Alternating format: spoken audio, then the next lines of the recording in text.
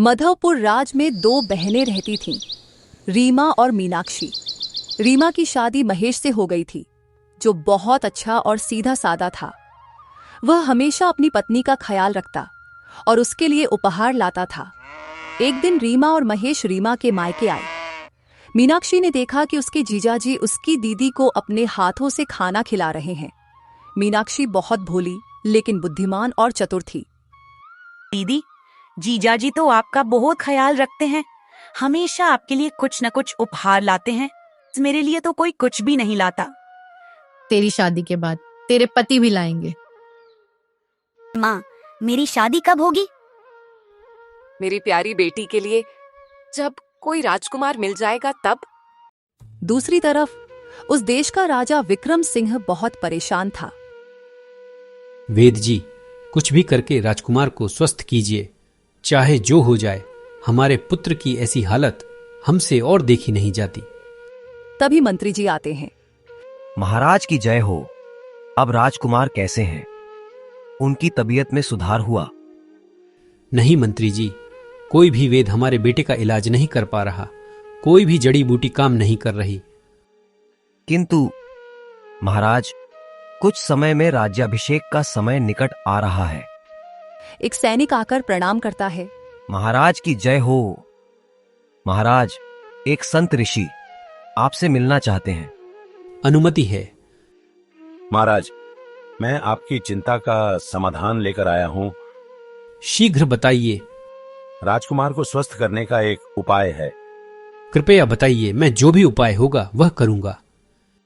कोई ऐसी कन्या जो अपनी जान की परवाह न करके 3 शापित पहेलियों को सुलझाएगी और गुफा से जादुई नीला कमल लाएगी, तभी राजकुमार स्वस्थ होंगे। किंतु वहां तो वह दानव रहता है, वहां भला कोई कन्या क्यों जाएगी? ये तो आपको सोचना होगा महाराज। प्रणाम, कल्याण हो। सेनापति, जाओ और नगर में घोषणा करा दो, जो कन्या राजकुमार को स्वस्थ करेगी, दानव से नीला कमल लाएगी, उसी से राजकुमार का विवाह होगा। नगर में घोषणा होती है। महाराज का आदेश है, जो कन्या जंगल की गुफा में जाकर दानव से नील कमल लेकर आएगी, उसी से राजकुमार का विवाह होगा। मीनाक्षी ने भी यह सुना। उसे अपनी मां की बात याद आई। जब कोई राजकुमार मिलेगा तब वह घने जंगल की ओर निकल पड़ती है। मीनाक्षी सावधानी से गुफा की तरफ बढ़ती है। अंदर हल्की रोशनी और हवा की आवाज है। गुफा के अंदर एक विशाल दानव जादुई नीले कमल की रखवाली कर रहा है। कौन है जो मेरी गुफा में घुस आया है? मैं मीनाक्षी, मैं नीला कमल लेने आई हूँ।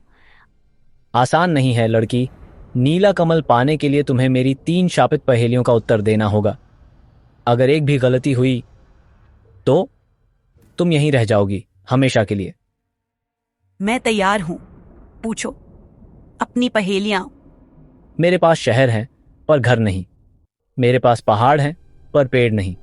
मेरे पास पानी है पर मछली नहीं। मैं कौन हूं? नक्शा। सही जवाब। लेकिन अभी 2 और बाकी हैं। एक चीज है जो बोलती नहीं पर जवाब देती है। वो क्या है? मैं जानती हूँ, गूंज। यह भी सही है, लेकिन आखिरी पहेली सबसे कठिन है। वो कौन सी चीज है जो पानी में गिरने पर भी गीली नहीं होती? परछाई। तीनों जवाब सही। सैकड़ों सालों से मैं इस गुफा में बंधा था। इंतजार था किसी सच्चे दिल वाली लड़की का जो मेरी पहेलियों को सुलझाए। आज तुमने मुझे भी मुक्ति दे दी। दानव धीरे धीरे अदृश्य हो जाता है और नीला कमल हवा में तैरता हुआ मीनाक्षी के हाथों में आ जाता है। मीनाक्षी नीला कमल लेकर लौटती है। वह कमल राजकुमार के पास रखती है। जादुई प्रकाश फैलता है और राजकुमार उठकर बैठ जाते हैं। सब खुशी से तालियां बजाते हैं। तुमने हमारे बेटे को नई जिंदगी दी है।